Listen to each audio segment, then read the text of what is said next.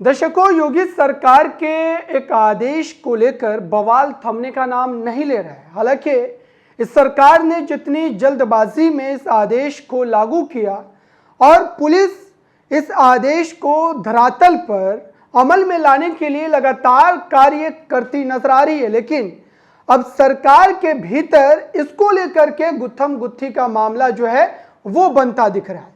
दरअसल एनडीए की इस वक्त केंद्र में सरकार है, लेकिन इस आदेश के बाद एनडीए खेमे के कई चेहरे जो हैं वो विरोध के सुर अपनाते नजर आ रहे हैं और ये सरकार के लिए अच्छे संकेत नहीं माने जा रहे हैं। इसको लेकर के कई ऐसे दल और कई ऐसे संगठन के अध्यक्ष जो हैं वो पूरे तौर पर विरोध कर रहे हैं। हालांकि एक आध चेहरों की बात करें तो वो इसके समर्थन में भी है।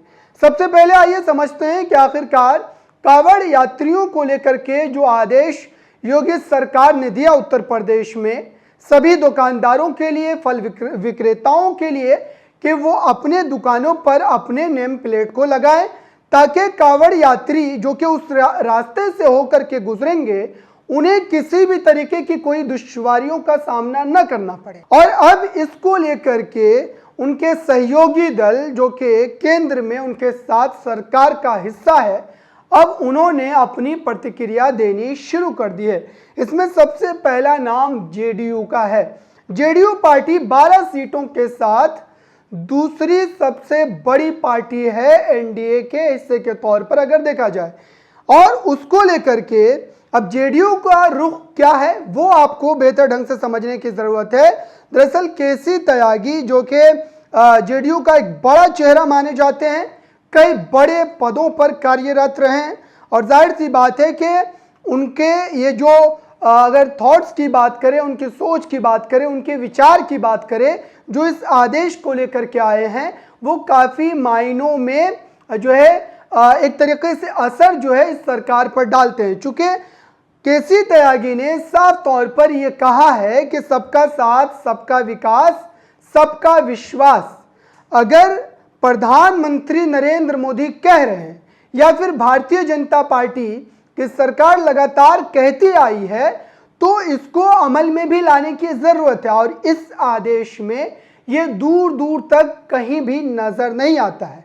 और उन्होंने ये भी कहा कि सरकार को इस फैसले पर पुनर्विचार करने की जरूरत है, इस पर फिर से विचार विमर्श करने की तत्काल आवश्यकता नजर आती है।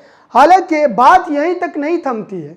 बात अगर इससे आगे की करें तो इस पूरे मामले को लेकर के चिराग पासवान की बात करें, आरएलडी प्रमुख जयंत चौधरी की बात करें, उन्होंने भी अपने पक्ष को रखा। जनसत्ता ने खबर छापी है, कांवड़ यात्रा के रूट पर लगने वाली दुकानों में नेम प्लेट लगाने के योगी सरकार के आदेश पर अब विवाद बढ़ता जा रहा है और इस ज्वलंत मुद्दे की चिंगारियां जो है वो केंद्रीय स्तर बीजेपी के एनडीए के साथियों तक भी पहुंच गई है। विवादों के बीच ही यही फैसला उत्तराखंड की पुष्कर सिंह धामी सरकार ने भी लिया है।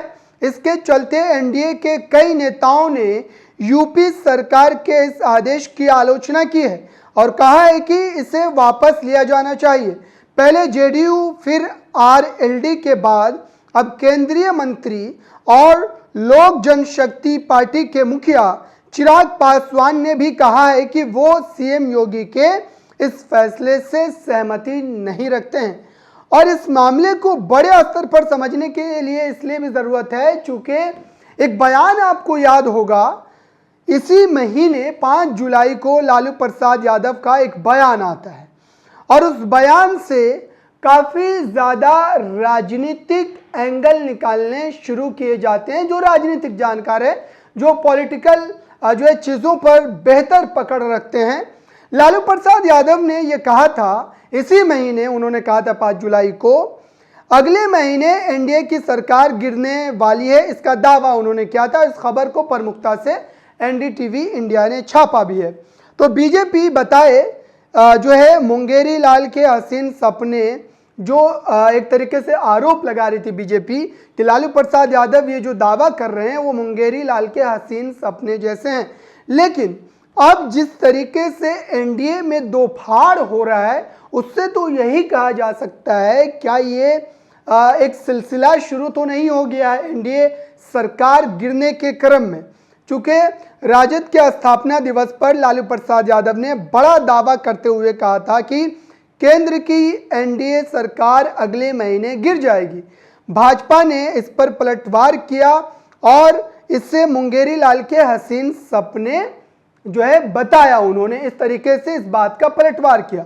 लेकिन इस कड़ी में आपको एक बात यह भी समझनी पड़ेगी, टीडीपी पार्टी का प्रमुख जो है और खास तौर पर प्रमुख मुद्दे जो हैं उनके, और मुस्लिम आरक्षण की बात करें तो उनका जो रुख है वो बिल्कुल अलग है।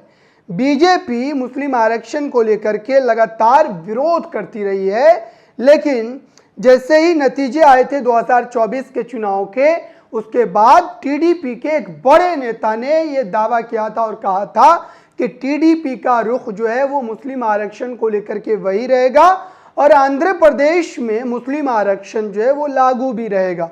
तो ये तर्क मैं इसलिए भी आपको बता रहा हूं ताकि ये बात आप बखूबी तौर पर समझ जाए कि सरकार गिरने को लेकर जो लालू प्रसाद यादव का दावा था उसमें कितनी सच्चाई है और आप उसको किस तरीके से समझ सकते हैं। इस पूरे क्रम में मैंने आपको ये भी बताया कि केसी त्यागी ने क्या कहा। हिंदुस्तान ने इस खबर को प्रमुखता से छापा भी है। उसमें लिखा यह गया है कि दुकानों में मालिक स्टाफ का नाम लिखवाने पर जेडीयू भड़की। केसी त्यागी बोले समीक्षा करे सरकार। केंद्र में बीजेपी की सहयोगी पार्टी जेडीयू के नेता केसी त्यागी ने मुजफ्फरनगर पुलिस द्वारा होटल, ढाबा और फल जैसे खाने पीने की दुकानों पर मालिक और स्टाफ का नाम लिखने के निर्देश का विरोध किया है। केसी त्यागी ये अपनी बातों को लगातार रख रहे हैं, लेकिन ये जो नाम लिखने की जो चर्चा और सरकार का ये जो आदेश है और ये जो सरकार कह रही या फिर इस फैसले का जो समर्थन कर रहे हैं लोग, उनका मानना यही है और इस पूरे मुद्दे को लेकर के जो है बाबा रामदेव ने भी यही कहा था कि पहचान छुपाने की क्या ज़रूरत है, आप खुल करके बोलिए और नाम गलत लिख करके आप किसी भी बिजनेस को आगे क्यों बढ़ाना चाहते हैं। लेकिन आप इस खबर को समझिए। अली सोराब नाम के एक यूज़र ने एक पोस्ट लिखा है एक्स पर और उन्होंने कहा है जनहित सूचना, रोल, टुंडे कबाब और सीख कबाब आदि के लिए मशहूर दिल्ली के खान मार्केट स्थित खान चाचा के होटल का मालिक नवनीत कालरा है। और अब सोचिए, खान चाचा नाम के इस दुकान का नाम सुनकर क्या आपको एक पल के लिए ये लगा कि इसका मालिक जो है वो मुस्लिम नहीं होगा बल्कि किसी और समाज से ताल्लुक़ रखता होगा? बिल्कुल भी नहीं लग रहा होगा। और एक खबर इससे जुड़ी हुई और आपको मैं बता दूं, तारिक अनवर नाम के एक यूज़र ने जो है पोस्ट लिखा है, कॉस्मेटिक की दुनिया में ईबा एक बड़ा नाम है। ये भारत की सबसे बड़ी हलाल सर्टिफाइड कॉस्मेटिक ब्रांड है। ईबा कॉस्मेटिक की मालिक मौली तेली और जो है गरिश्मा तेली नामक दो बहनें हैं। क्या ईबा नाम के इस कंपनी का नाम सुनने के बाद, और सबसे बड़ी बात कि ये हलाल सर्टिफाइड कॉस्मेटिक ब्रांड है और इसकी जो मालिक है दो जो हिंदू बहनें हैं, तो क्या इस तरीके से समाज को बांटने की एक कोशिश की जा रही है? क्या एक नाम से आप ये तय करेंगे कि जो है वो इस नाम को रख सकता है या फिर नहीं रख सकता है? वहीं इस कड़ी में आपको ये भी जान लेना चाहिए कि अल कबीर नाम की एक कंपनी जो कि बीफ एक्सपोर्ट करती है के मालिक भी हिंदू समाज से आते हैं, लेकिन अल कबीर नाम जो है, क्या उससे आप ये अंदाज़ा लगा सकते हैं कि इसका मालिक कोई मुस्लिम ना होकर के हिंदू समाज से आएगा? वहीं इस कड़ी में अशरफ हुसैन ने आरएलडी के प्रमुख जयंत चौधरी को लेकर के जो उन्होंने इस खबर को प्रमुखता से छापा है और ये कहा है, योगी सरकार के विरोध में उतरे एनडीए के सहयोगी जयंत चौधरी बोले कावड़ मार्ग पर पड़ने वाली दुकानों पर नाम लिखने वाला फैसला नासमझी में लिया गया है, इसे वापस लिया जाना चाहिए। यही हमारी पार्टी का स्टैंड है। ये जयंत चौधरी का पक्ष है और इसको अशरफ हुसैन ने पोस्ट करके लिखा है। यानी कि कुल मिलाकर के कहा जाए तो इस सरकार के जो सहयोगी दल है वो लगातार अब इसकी आवाज़ जो है वो उठा रहे हैं और सरकार को अब इस पर गंभीरता से सोचना भी पड़ेगा चूंकि ये भाजपा की पूर्ण बहुमत वाली सरकार नहीं है, ये सरकार एनडीए समर्थित सरकार है, टीडीपी जेडीयू जैसी पार्टियों पर निर्भर सरकार है। और इस तरीके के तर्क वितर्क जिस ढंग से अब निकलने शुरू हुए हैं, बाहर आने शुरू हुए हैं, उससे यही समझ में आ रहा है कि लालू प्रसाद यादव ने जो 5 जुलाई को एक बड़ा बयान दिया था आरजेडी के स्थापना दिवस पर, क्या इसमें एक बड़ी सच्चाई है? क्योंकि उन्होंने ये साफ तौर पर कहा था कि अगस्त के महीने में ये सरकार गिर जाएगी।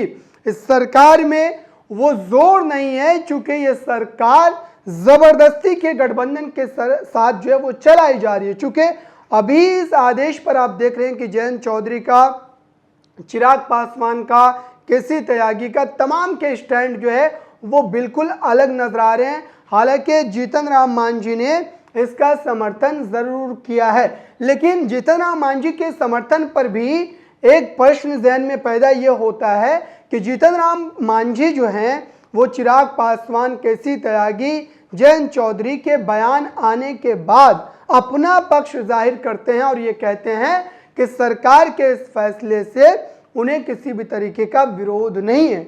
अब ये देखने वाली बात होगी कि आखिरकार क्या ये जो संसद सत्र चलने वाला है, क्या इस संसद सत्र के चलते हुए ही जो इस महीने के आखिर में जो है शुरू होने वाला है, अब क्या इसको लेकर के विपक्षी खेमा पूरी तरीके से गोलबंदी करना शुरू कर चुका है और विपक्ष के वो चेहरे जो कभी इंडिया गठबंधन का हिस्सा हुआ करते थे, उन्हें फिर से अपने साथ लाने की एक भरपूर कोशिश जो है वो की जा रही है। इस पूरी बातचीत पर आपको क्या लगता है? क्या एनडीए की सरकार पर खतरा मंडरा रहा है और जो एनडीए के साथी लगातार सरकार के सुर में सुर नहीं मिला रहे हैं बल्कि उसके विरोध में अपने पक्ष को रख रहे हैं? इस पूरी बातचीत पर आपकी राय क्या है? कमेंट बॉक्स में जरूर बताइएगा। जुड़े रहें नेशनल दस्तक के साथ। नेशनल दस्तक की आपसे गुजारिश है कि अगर इसको बचाना चाहते हैं तो नेशनल दस्तक को सब्सक्राइब करने के लिए रेड कलर के सब्सक्राइब बटन को दबाएं, फिर बेल आइकन की घंटी दबाएं। नेशनल दस्तक को बचाने के लिए बहुत जरूरी है कि हर खबर को शेयर करें, लाइक करें, कमेंट जरूर करें।